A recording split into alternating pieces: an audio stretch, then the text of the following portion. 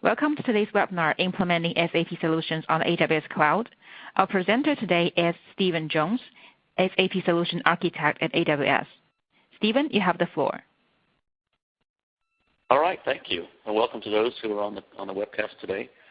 I look forward to spending some time with you today to discuss AWS in general and then SAP specifically and workloads and how they can be run on the AWS platform and some of the subtle nuances that go into actually operating these types of workloads on the AWS platform. I'd like to start out with maybe just a brief overview of AWS and some of the core tenets there, and then dive into some of the use cases that we're seeing customers use SAP for on AWS, and then discuss where partners fit in, because partners are a key part for your success as customers. And then we'll talk specifically, we'll dive deeper into some of the technology that you're going to be leveraging with your SAP solutions, some technical best practices when it comes to actually installing and operating, and then finally some next steps. So first off, this is really just a simple view of the set of services that we offer. Now, at the core is the compute, the storage, and data services that are really at the heart of our offering, and we then surround these offerings with a range of supporting components like management tools, different networking services, and application augmentation services. And now all this is hosted within our global data center footprint that allows you, the customer, to consume services without really having to build out facilities or equipment yourself. The other great thing about this is that you get to pick and choose which of these services you want. You're not locked into buying a set of services or all of them. You basically, it's all on demand. You pay for what you use and use what you would like. Now, our data center footprint is global. It's spanning 5 continents with highly redundant clusters of data centers in each of our regions. And you can think of these regions as essentially separate clouds. Now, there's total isolation between regions, and even what we call the control plane, which is basically how you start and stop and interact with the resources you provision, that's not even shared between regions. So when you as a customer sign up for AWS services, you immediately have access to all resources all over the globe. You can spin up a virtual machine in any region you choose. So no longer really should you look at IT as a constraint. You can spin up IT capacity all over the world whenever you need it. Now, that being said, our footprint is expanding continuously. We're increasing capacity and redundancy, and really to add locations to meet the needs of our customers around the world. Now, there's this concept of what we call availability zones, and we use this terminology to refer to one or more data centers. Now, regions are comprised of 2 or more availability zones, and this is done for, well, availability purposes. And the idea here is that we want to enable fault isolation. Now, as I mentioned, all AZs are in the same region. They're actually in the same general metro area for latency reasons. However, we put them far enough apart to isolate them in so much that there's a share as little as possible principle. The idea here is that where we can, we'll do separate power utilities, separate distribution trunks, different network carriers, and things of that nature, again, to isolate each of these availability zones. But keep in mind, they're connected by a very high-speed network. So now this actually brings interesting things you can do, not only with web-like applications, but also with the SAP application itself. So typically we protect an SAP installation by installing high availability cluster solutions and typically protecting it against a single component failure within a single data center. But now we can actually spread the workload amongst multiple data centers and leverage multiple data centers for the SAP application deployment and increase the resiliency and the availability of the application. So it's actually quite exciting. It's a different way to think about deploying SAP. Now, since we invest and operate at such high scale, like we just talked about, we pay less per unit than most anybody else in the IT industry. And we run our business on a very high volume, low margin basis. And this is really also unique in the industry. But it's this combination of high scale and low margins that allow us to pay significant cost savings onto you, the customer. Now, a proof point of this is the 32 price reductions that we've announced over time. Now, with traditional infrastructure, you really have to guess how much capacity up front that you need, or you work through the SAP Quick Sizer. We'll go into that in a minute because it still is important. But again, as you go through a capacity cycle, typically, again, you'll pay for most of the hardware up front and on day one. And this ties up money that you could be spending on other things within your organization. It's very difficult to forecast accurately over such a long period, 3 to 5 to 7 years. With AWS, it's different. You pay for what you need when you need it. You can still do the upfront forecasting, the planning, and that's important. But if you get it wrong, the consequences aren't as dire. You can quickly scale up, add additional capacity for dialog instances or additional Java web application servers. And then if you don't need them, you just shut them down and stop paying for them. So it's this elasticity that we talk about with AWS, that you no longer really need to forecast demand so far out front and buy up front. And you get this immediate on ability to scale up to meet the needs of not just spiking workloads, but even SAP workloads. And we have a good customer example here. We have a customer called Merrifield. They operate a garden center on the east coast of the United States. And as you can imagine, in a garden center, they have a very cyclical business. So in the spring, there's lots of demand for green things. They'll spin up additional capacity for, again, additional dialog instances. And when they're done with this, when the season has peaked and is over, they will shut these instances down and no longer have to pay for them. So the other thing I think is really interesting to take note of here is that we're really seeing customers do amazing things because of the ability to reduce the cost of experimentation. Now, if you think about it, sometimes IT is a roadblock where each idea costs a lot of money and time to implement, and particularly around the infrastructure. If we take out the cost and complexity around infrastructure, IT really becomes an enabler where you can launch a speculative project or enable your business to implement or try out different modules or even products of SAP in a very easy to do and quick way. An example of this would be Kenneth Cole. So they wanted to proof out the business objects product. And they didn't know if they were going to run with it long term. They just wanted a chance to try it and see if it was something they wanted to do. And so the idea of spending infrastructure and going through a 3-month cycle of racking and stacking was just not something they were interested in. So they worked with one of our partners to implement it was a simple business object environment, but a complete environment. And they ran a complete test end-to-end for 2 weeks. And at the end, they decided to actually go with business objects. And the actual incredible thing is that the amount they spend on infrastructure was less than $500. And that's hard to reproduce in an on-premise environment. And the fact of the matter is that after the environment was done, they just were able to shut it down and throw it away and walk away from it. So it was, again, a very flexible and easy way to get going and enable your business. Now, we're solving big problems for organizations across many verticals and geographies. We're really excited about our customer list and happy to know that we're providing good outcomes and best results for some of the best firms in the world. You may recognize some of them here, but it doesn't just, there's also government agencies and educational institutions.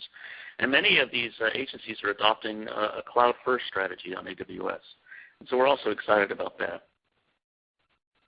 Now, you might have questions about security in the cloud, but our biggest and most conservative customers have found that we're able to meet their security requirements, and often we can provide a better security profile than what they can deliver internally. Now, our focus and investment in security and the fact that we incorporate requirements from our most security-conscious customers, one of which is Amazon.com, benefit actually all the customers on our platform and allows us to offer an effective approach to meet the most stringent enterprise security requirements. And we encourage you to dig deeper with our security white paper that's available on our website. As many of the certifications that are listed here, I'm happy to help you get the information you need to feel confident in our security capabilities and options. Now, it's interesting to note, as this chart shows, Gartner has categorized AWS in the leader category for infrastructure as a services for the last 3 years. Now, according to them, the AWS is an overwhelming market share leader with more than 5 times the compute capacity in use than the aggregate total of other 14 providers in this Magic Quadrant.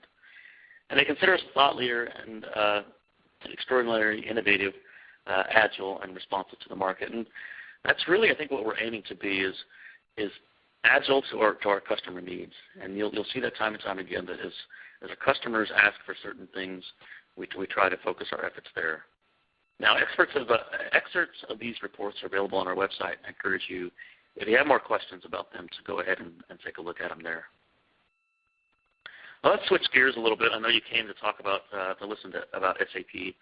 And so I'll talk a little bit about the Alliance, and then we'll dive deeper into some of the specific SAP components. Now, SAP is not only a partner, but a customer as well.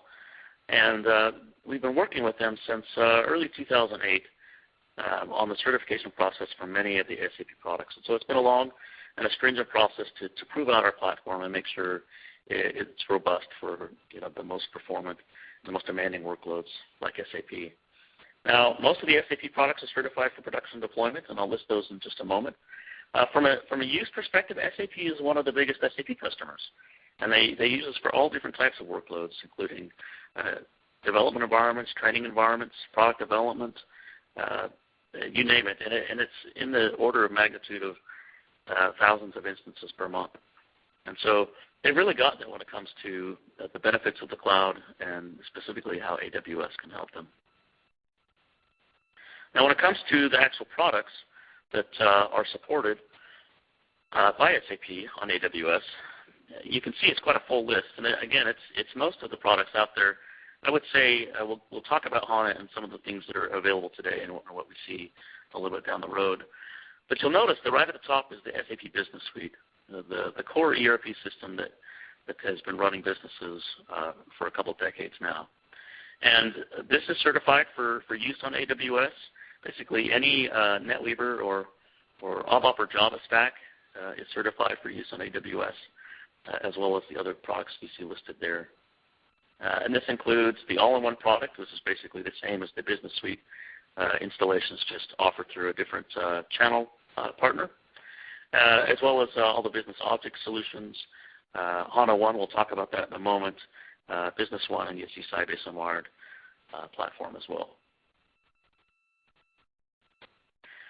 Now, most of the licensing, the primary licensing mechanism for SAP on AWS is BYOL. Customers you can bring your own license and use those existing licenses on AWS, and this applies to both the SAP application as well as the database stack as well. There are some caveats here, some outliers. The HANA One Business Edition. So this is a production-supported HANA environment that you can launch off of our marketplace for 99 cents an hour. And the 99 cents an hour is a license fee that SAP is charging, and then we have charges as well for the infrastructure. But it comes out to about $3.50 per hour. So it's very affordable to actually get your hands on HANA, try it out, and even use it productively. Also, from the licensing mechanisms, there is a business objects version on our AWS marketplace. A partner is offering this with various license models. I believe there's a 5, a 10, a 15 license model plus support bundled in with that. So if you're in the market for business objects, I'd encourage you to take a look at that. And then lastly, there's a number of trial or developer editions we've worked hard with SAP to make available on our platform. And the really interesting thing about this is that these are fully installed, fully configured images that can be launched right into your AWS account. It can be up in a matter of minutes, and you'll be off and running, whether it's HANA, with the Wired platform, or an Afaria trial. So, again, encourage you to take a look at those. Those are available on the SCN SAP website, and again, can be spun up in just a matter of minutes. So let's talk a little bit about HANA on AWS. Now, initially, we worked with SAP to offer this developer edition I was just talking about. And the primary idea behind that was to increase developer adoption, to increase the number of HANA applications out there, and provide an ecosystem where developers could come and develop HANA applications. And SAP was so excited about that, we worked with them to extend this offering to allow people to be able to run those applications in a production fashion. And so that really was the precursor to the business edition, or what we call HANA One. And again, this carries basically a 99 cent per hour license fee. So again, it's much more cost effective than buying an expensive HANA license, especially if you're just looking to proof out HANA, load some data in it, do some modeling, and see if it's right for your organization. And then most recently, we worked with SAP to offer what's called HANA 1 Premium Edition. This actually is a version of HANA, the same software bits as you would get in a hardware appliance that's installed on-premise. It carries full support from the SAP support team in Germany, and you can run any of the HANA use cases, whether it be a data mart scenario, BW, whatever. And so it comes with an annual subscription license of $75K, and again, it's just another option for you to take advantage of HANA on AWS. So let's go deeper into some of the use cases we're seeing customers and maybe discuss some of those. So really, we're seeing a wide broad array of what customers are using SAP for on AWS. And we're breaking down into basically two categories. Those that are really just extending their own infrastructure in kind of a hybrid model, and those that are hosting complete SAP environments with us, including production environments. And so we're seeing people run a lot of test, demo, training environments because of the ease and flexibility it is to just spin these environments up and shut them down and stop paying for them. We have customers migrating their entire non-production environments to us, integrating those from a software pack application, an upgrade perspective, also with their production environments on-premise, and finding that the tools that we offer to connect these two environments are quite enabling. We've worked with some partners to enable document and data archiving directly to our cloud storage. I'll talk about that in just a moment. Some customers use this just for temporary infrastructure for upgrade projects or OSDB migrations. Again, just the agile nature of being able to spin up resources in a quick fashion, use them and turn them off and throw them away when you're done. Another one that's really interesting, we're seeing a lot of interest in is DR capabilities for SAP environments. So one example of this would be a customer of ours called Viscase, who prior to AWS, they had a DR plan. It involved backing up to tape and then restoring from tape if it ever came down to it, instead of having a live DR site. Now, live DR sites are very costly to maintain typically. It's a separate data center with either idle hardware that's set aside for another dev or QA environment. And so in the event of a DR, you would either have to provision hardware or you would have to stomp on or shut down your dev or QA environment. And so this case, with the help of a partner, was able to set up a complete copy of their production SAP environment and shut down the application portion. And so what's live at any given moment is really just the secondary database or what we call the warm standby. And this is receiving transaction logs from the production side all the time, and so it's always up to date.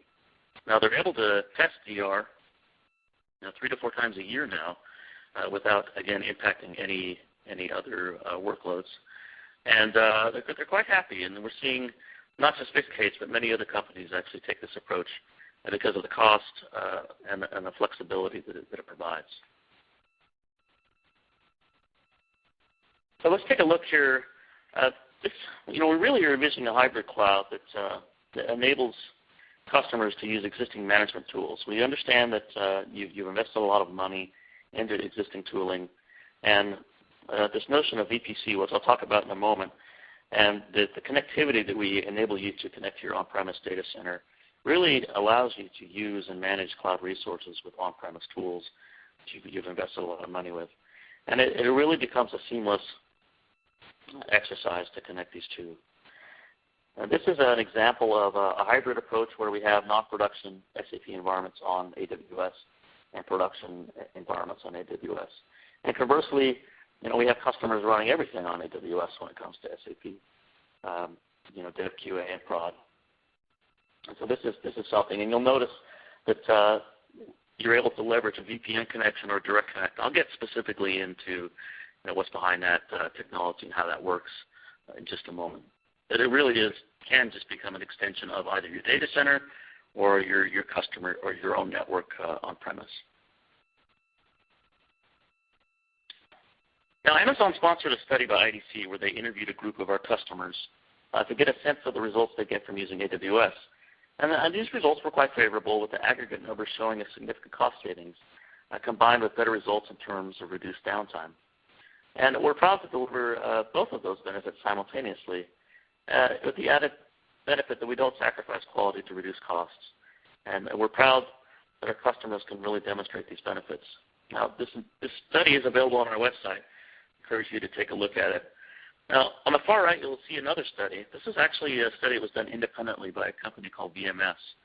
And they have a lot of access to data around customer SAP environments and what it takes to really manage and operate, not just from infrastructure, but from a day-to-day management of an SAP environment. And so they looked at all the facets and how AWS could help not only save costs, but increase agility and reduce this draw on a critical resource, which is IT. And they actually came out with a similar number, which is about 71% cost savings when using AWS infrastructure. And so that's also available on our website. I encourage you to take a look at that if you have specific questions about how AWS can save you money when it comes to your SAP environment. Just for a quick example, I put together a quick spreadsheet. And this is just a simple example of a test environment. Let's say this test environment is up from 8 to 8 every day, about 240 hours per month. It's not a huge system, but it's enough to provide quite a few users into the environment, or even for a training environment. There's enough storage to run a fairly sizable test environment. And you'll see here that the total monthly cost for running 240 hours a month is about $198. So it really becomes cost effective to stand up an additional test environment or a quality assurance environment for that testing team that needs another SAP system. Let's talk about partners and how partners fit in. Now, we have a lot of partners, SAP-specific partners, that provide services that are specific to what you are used to receiving with an SAP workload. And there's consulting services and managed services, and these range from the full implementation project and how that can be done on AWS using AWS resources. There's obviously proof of concepts. There's just sizing exercises. We have partners that are really good at sizing. There's the full-blown OSDB migrations. Many of you may be looking at aging big iron and wondering if an OSDB migration is in your future. So we have partners that help do that as well. And then we also have partners that deliver managed services. So depending on the size of your company, you may have in-house staff that do both basis administration and or functional application delivery or administration from an SAP perspective, or you may leverage a managed service to do that. If you're looking for someone with AWS expertise, we can also connect you with a partner that can provide those services. And so this is really what it looks like. When it comes to AWS, we're really good at providing the base layer, the infrastructure, the data center, the security, all the facilities around that. And then we really turn it over to you, the customer, from there. So from the operating system on up, including the SAP installation, the patching, the administration, and even up into the application management. We turn that over to you, and you can self-manage that, or you can leverage, again, a partner of your choosing to manage that for you. So it's not a lot different from what you experience in an on-premise world. The difference is that the operating system, the data centers are operated by AWS. Again, this is just another way to take a look at it. So the delineation point is actually at the hypervisor layer, where we provide the physical infrastructure all the way up through the virtualization layer. And then you, the customer, are able to provision this virtual machine with an operating system of your choice, and then install the SAP application and so on and so forth. So with that, let's actually get into some of the specifics around the compute. So again, at the core of Amazon EC2 is this compute infrastructure. And we offer virtual machines currently in 18 different sizes. And it's a self-service model where you can go to the console. We call it the AWS console, and you can provision a number of different sized virtual machines. And these really are products when you think about it. Each virtual machine has a set characteristic of a CPU and memory. And so when you launch that virtual machine, you actually get that CPU and memory. We don't do over-provisioning or ballooning. The only exception being our very smallest instance type, which is not big enough to run an SAP workload. I believe it has like 800 meg of RAM, so it's very small. We have a lot of monitoring and auto-scaling, load balancing services also, and we'll talk about some of these that are applicable to SAP in the next coming slides. Now, when it comes to operating SAP systems, I mentioned we had 18 virtual machines. These are the ones we see most commonly used for SAP instances. And you'll see they range anywhere from 4 cores and 15 gig of RAM all the way up to 16 cores and 244 gig of RAM. So again, from your smallest to your very largest SAP installations, we've got solutions to fit your need. And when it comes to SAP, so we talk about sizing. And sizing is typically measured in what SAP calls SAPs. And these are typically gained by running a benchmark. And AWS is no different than any other hardware partner. We spend a lot of time running 2-tier and 3-tier benchmarks. And so the ones that we've actually run, you can see the SAPs ratings. And so for, just for example, a typical M2 4 extra large, which comes with 8 cores and 68 gig of RAM, delivers approximately 7,400 SAPs. So now you can actually go into the SAP Quick Sizer. You can put in some information around your business processes and then compare the output of SAPs to the virtual machines and these SAPs ratings here. And these are maintained in one of the OSS notes, which I'll mention a little bit later. You'll also note that in a large scale or 3-tier SAP environment, we can support up to 90,000 SAPs. And so that's per instance, and so that we can handle even the most complex and most largest SAP environments today.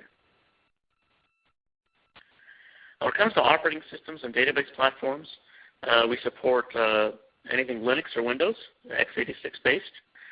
We'll talk about migrations here in just a moment. And then from a database platform perspective, DB2, MaxDB, SQL Server, and most recently the Sybase ASE product. We're excited about that. Let's talk about storage solutions and what you might use for for SAP specifically. So there's this concept of an instance store, and the instance store really is local storage to the physical host where your virtual machine is running. And so the interesting thing here is it's available while the instance is running because it's local to the host. However, if you shut your instance down, your virtual machine, and you start it back up, there's a very good chance you're going to end up on a different physical host.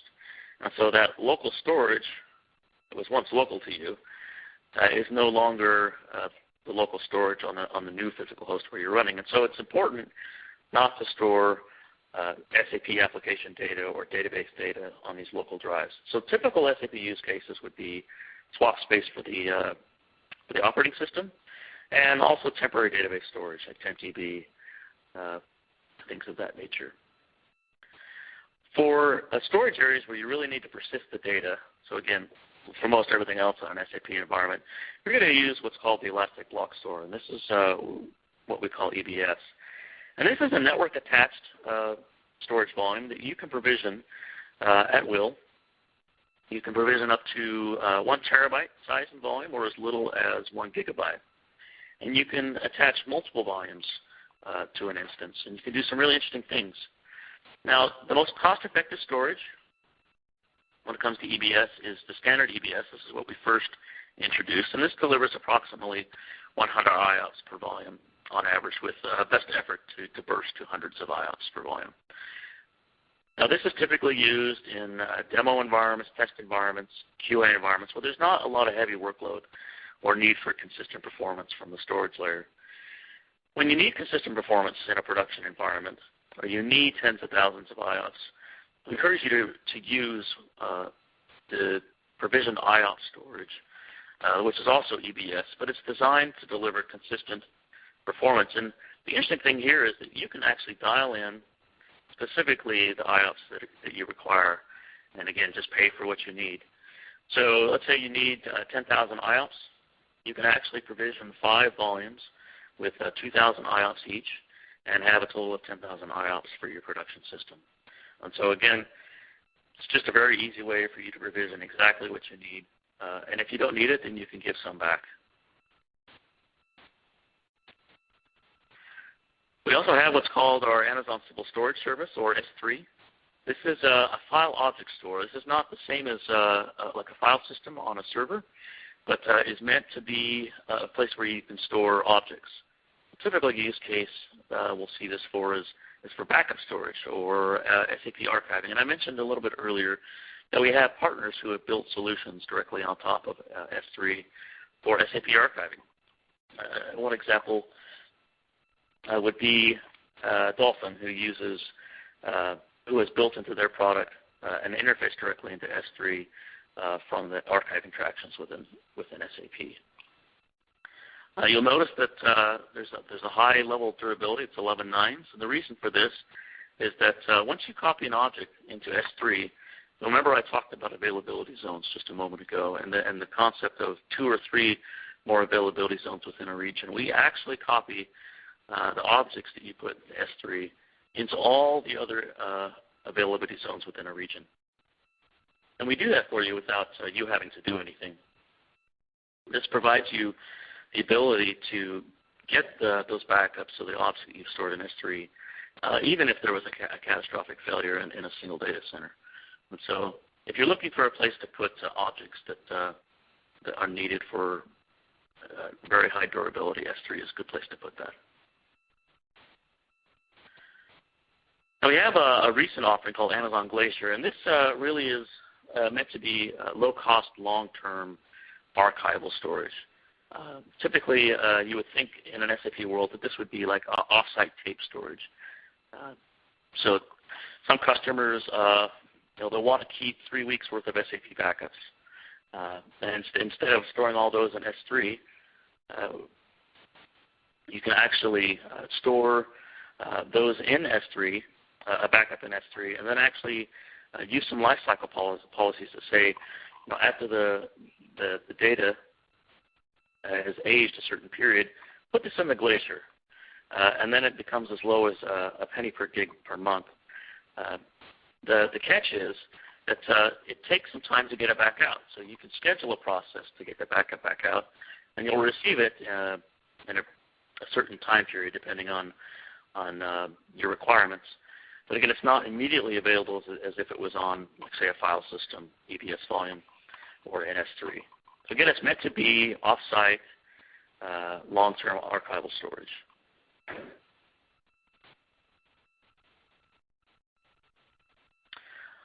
So let's talk about the AWS Import-Export service. Now, there's sometimes a need to transfer very large amounts of data into AWS. One use case here would be for, how do I migrate my massive production SAP environment into the AWS Cloud?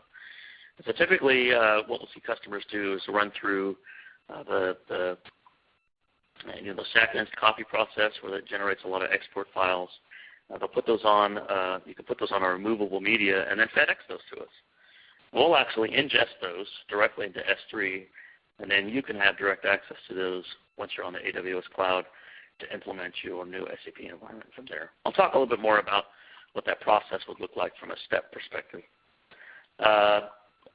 Another good option here is for off-site backup storage again. So if you've got massive amounts of data that you don't necessarily want to transfer into AWS over the wire, you can do a very big backup onto removable media and send that to us.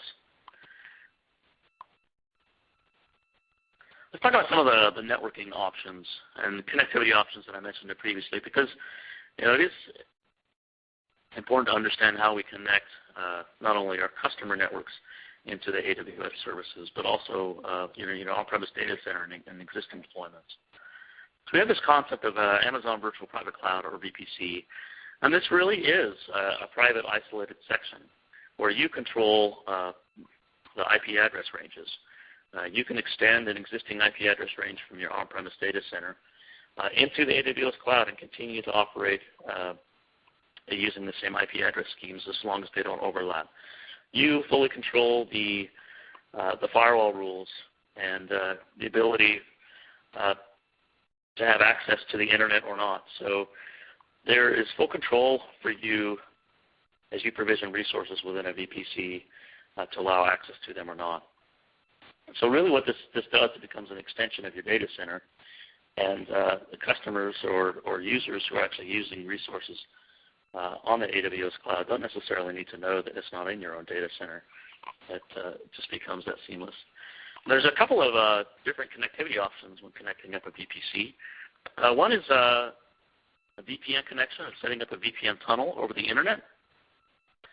And the other is using a dedicated line, an offering we call Direct Connect.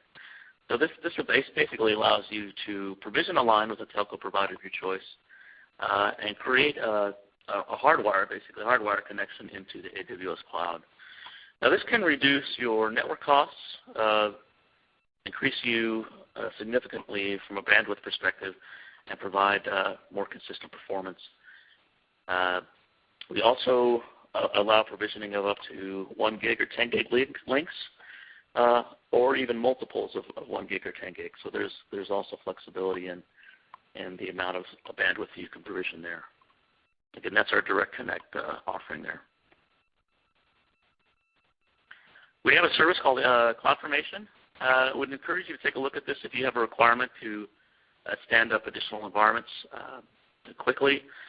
This basically allows you to provision and configure AWS resources, whether it be virtual machines or networks or even the whole virtual private cloud if you want to.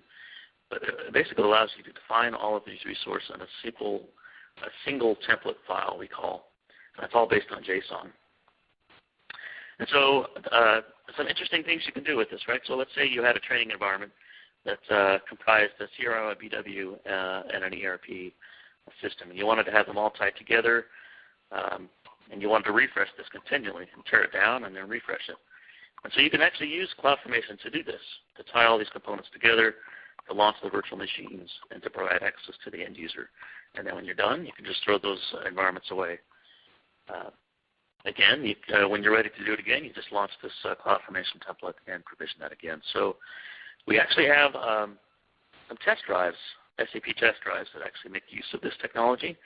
If you go to our website and search for SAP test drive, you'll see that there is a Faria-based test drive and one on HANA that actually leverage the power of CloudFormation to deliver these predefined systems to you. I mentioned our VM import. Actually, I mentioned our import-export service. We have another service for customers who have already done some virtualization, and they want to import those virtual images. And so you can actually import VMware ESX, VMDK files, Citrix-N, or Microsoft Hyper-V images directly into EC2. And we make those available to you as virtual machines then on AWS. So it's very flexible, very easy way to move existing virtualized environments onto AWS. I mentioned our marketplace as a place where you can actually come and find and quickly provision software that's already pre-bundled. And one example was HANA 1, where you can provision that, have it running in about 10 minutes, and it's fully up and running. The other SAP software that you can run on the AWS Marketplace would be, again, the business objects and the Faria trial. And there are many other non-SAP offerings there that I would also encourage you to take a look at. Anything from WAN accelerators to security gateways to many different things. It would be interesting for you to take a look at. Let's talk about some of the specifics around planning and best practices when it comes to operating SAP on AWS. And the first are deployment options. So there are basically two deployment options, right? And that would be using pre-built SAP images, whether you built them yourself or whether they're delivered by a partner or SAP, and like the AWS Marketplace that I just talked about. But typically we'll see customers who have very unique requirements, actually install those systems themselves. And so the next set of slides are basically aimed at helping you understand some of the subtle nuances and things that you need to take into consideration as you deploy these SAP systems yourself. And so the installation process is very similar on AWS as it is to on-premise or any other virtual server. But there are some special things to keep in mind. I would recommend that you actually download the software directly from the service marketplace to either the installation host or to a secondary server where you're maintaining a repository. And the reason for this is we have very large network pipes coming into AWS. Now, if you download the software locally, then you're going to have to upload it again to AWS. So that's in essence a couple downloads. So you can save yourself quite a bit of time by downloading directly from SAP. And again, the idea of creating a software repository so that it can be reused again and again. Now, you can actually store the software on an EBS volume and then either detach this volume from one host to another as you're doing the installation, or actually even make snapshots of this software repository, again, by way of an EBS snapshot. And that snapshot can then be used to create an additional volume to be mounted up to the new installation host. So it's just something to keep in mind there. When it comes to operating Linux environments on AWS and doing SAP installations, typically the SAP Instance Installer, or now what we call the Software Provisioning Manager, typically needs an X environment where the GUI can be displayed. And displaying that across a long WAN or long link is very time-consuming and can slow down the installation process. So having a local Windows server where you can actually run X and receive that GUI from the Linux server is one of the best practices that I've used heavily. Or actually use a product called NoMachine as well. That's something you can use directly on a Linux instance, and you can log actually onto the instance an X environment using SSH. So it's actually quite handy. So those are just some tips for actually installing systems in a remote location. When it comes to support and monitoring, there's a note here I have listed that listed some basic prerequisites. And one of those is around our CloudWatch service. And we have a couple of different options. One is that you can enable 5-minute metrics. Those come by default for the instances you provisioned. Or you can enable 1-minute metrics for, again, the metrics that we provide around CPU utilization, memory, and so on and so forth. Now, for production systems, it's required to actually enable the 1-minute intervals. And then we've also, as part of the certification process with SAP, we built this product called the AWS Data Provider. And this is freely downloadable and needs to be installed and configured and running on each Amazon instance you're running SAP on. And the idea behind this was actually to take a lot of the metrics that we're providing in CloudWatch from our EC2 APIs and directly from what we call the instance metadata service. There's a URL that you can call within a virtual machine where you can get a lot of information about the running instance. And so this data provider for SAP actually collects data from all these 3 different endpoints and then surfaces these to the SAP system. And so you can actually get a lot of enhanced metrics for troubleshooting any performance issues within the standard basis transactions that you would see in SAP. So it's a very simple way, an easy way to get a lot of the data that is being provided actually surfaced into the SAP environment. There are a couple things you need to keep in mind. The data provider needs to have access to some of the endpoints, some of the EC2 API calls, and that would be basically in the example I've provided here. You can do this with what's called an instance role. And this role can be configured within the IAM console. And basically, you just define actions that can be executed or called from an instance this role is assigned to. So you can see here, I'm giving the process on this instance the ability to describe instances or to get information about the volumes that are attached to the instance, and also to call or receive metrics from CloudWatch. And lastly, this instance needs an active route to the internet. Now, this can be done either directly to the internet through an internet gateway, even through a NAT device, or through, it can be done through this VPN tunnel that we've talked about, back through on-premise and out to the internet that way. That's also an option. So we've already talked a little bit about sizing on AWS, and the quick sizer is important, and that's really the first step. And once you've got those stats, then you can actually take a look at this node that relates all of the SAP's ratings for the various virtual instances that we provide, the instance types, and then you can choose which instance type is right for you. And I encourage you to check this node often as we're continuously doing benchmarks to update the instance types that are allowed for use for production SAP systems. Now there's one simple thing that can be frustrating if you don't know what's going on. There's this default behavior of an AWS instance. And what happens is we generate a host name based on the IP address for the virtual machine when it's initially launched. And if you don't change some settings, that host name could change on you the next time you stop and restart the system because the IP address has changed. And so there are a couple things, and I've outlined for Windows, SUSE, and Red Hat the different mechanisms that you can do to ensure that the host name is not changed when you restart the system. For SUSE here, just a simple example, you would start the system configurator called YAST. You navigate into network devices, change the network settings, and ensure you uncheck change host name via DHCP. And that would make sure that the host name persists for even during your reboot.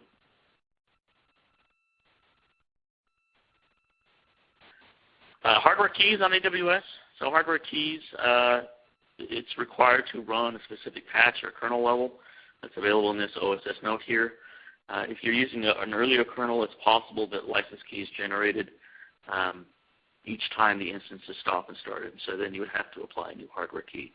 And that's not something you want to have to do over and over. So I encourage you to run at least a latest patch, or at least the patch provided in this OSS note here. Another best practice from an I/O performance perspective, especially for production systems, is to use what we call EBS optimized instances. And EBS optimized instances basically give you additional network bandwidth dedicated for EBS traffic.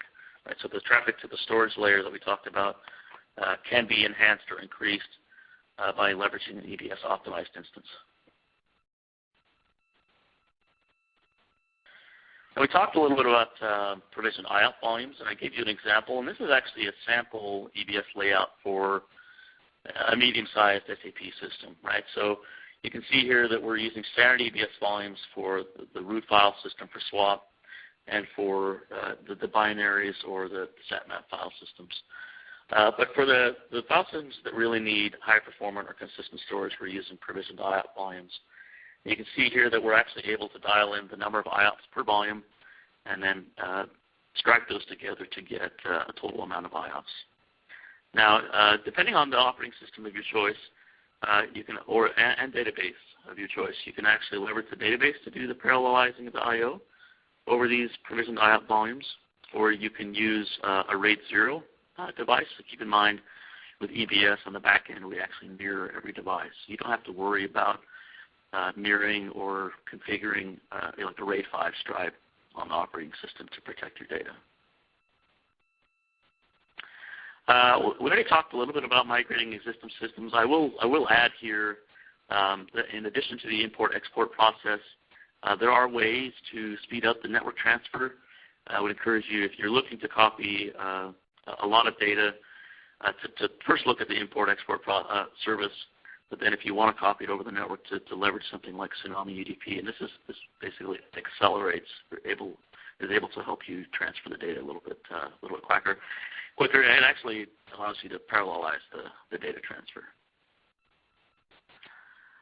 Now when it comes to SAP support connections and setting up SAP router, there's a couple considerations here. It really depends on where the SAP router software is. If you have a support connection already maintained on-premise, there is one particular architecture versus if you want to create that on AWS. When it's deployed on AWS, the type of internet connection that needs to be used is a secure network connection, secure network communication, or SNC. And this is what it would look like. So you've got connectivity from SAP through the internet gateway into a VPC that has a public subnet where a SAP router is running. And the only ports and protocols that are allowed in a SAP router are those explicitly from the SAP endpoint or router endpoint that is needed to communicate with SAP router. So it's very secure. And then what you end up doing is you trust the SAP router security group with the security groups that your other SAP instances are running in, which are also which are now in a private subnet. So it becomes, again, a very secure means for support connectivity into AWS. Conversely, if you've already got a connection on-premise, this is no problem. You just extend the SAP router configuration on-premise to include the IP address of the public elastic IP address of the SAP systems on the AWS Cloud. And ensure that in the security groups for each AWS instance, you allowed for access from the customer router, your customer router, or from the solution manager system itself. And lastly, from a backup perspective, there are lots of ways to go about this, and I would encourage you to take a look at the backup and recovery guide. We've gone into extensive detail there. But primarily, there are a few options where you can create an image of the entire system, snapshot individual volumes, and then back those up to S3. You can back up directly with S3, and one example I have listed here is RMAN. There's an integration module called Oracle Oracle Secure Backup, which we developed in partnership with Oracle to actually back up directly via RMAN to S3. So that's pretty nifty. Now, from a next steps perspective, I would encourage you to go out to our website. Again, we've written a lot of white papers, implementation, operation guides. We've got an HA guide out there on how you would actually architect this across the availability zones. Customer success stories, and who else is running on AWS, what types of things are they doing. We have another of other webinars coming up I would encourage you to take a look at, as well as we'll have a presence at each of the tech eds, and as well as our own conference in reInvent, called reInvent in Las Vegas later this year. And with that, we're actually sponsoring a boot camp the first day prior to our full-blown reInvent conference, where we'll be talking about HANA on AWS and some of the things that you can do with that. So if you're interested, I would encourage you to register today for that. And at that, I think we're close. I think we have time for a few questions.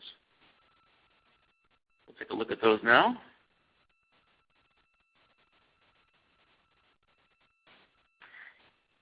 Yeah, so here's a question on how many provisioned IOPS or how many IOPS I can support with an AWS instance for SAP.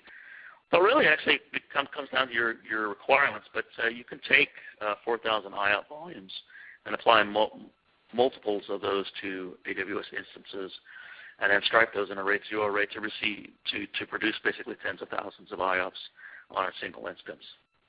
Now, keep in mind, there is some limitation, and we make note of this on our website. Depending on the size of the instance, you're going to get a certain amount of bandwidth to EBS. So it's important to take into consideration that, as well as to make use of the EBS optimized instances, which give you that additional dedicated EBS bandwidth. But on the cluster compute instance types that leverage a 10 gigabit backbone, you've got the ability to scale up to, again, tens of thousands of IOPS. So it's a very good option for the most performant SAP databases.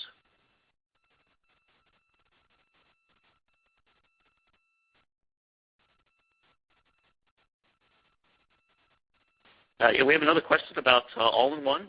I didn't really go into the all-in-one product, but the all-in-one product, again, basically is very similar to Business Suite, which I did talk about.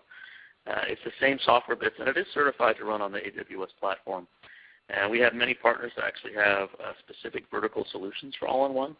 If there's something specifically that you're looking for, we can certainly get you in touch with the right partner for all-in-one.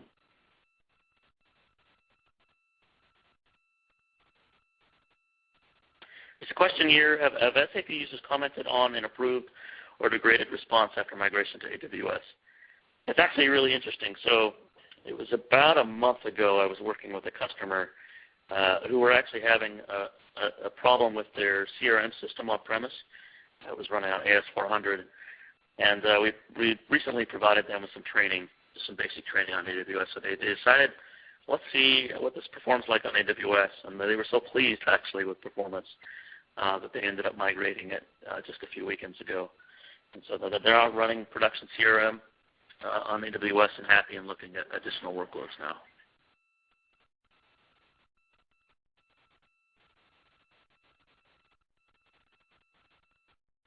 Okay, let's take one final question here.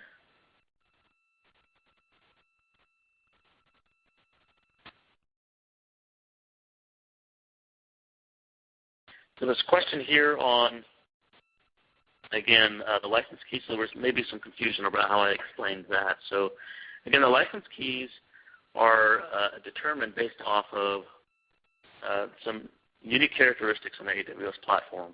And that was actually coded into the detection of this was actually coded into the SAP kernel itself, which is why it's important to run the latest kernel, or at least the kernel levels provided in the SAP notes. So if you go into Service Marketplace and you search just generically for AWS, you'll see a list of the notes there, and one there provides the actual note number that lists the kernels that you need to be running.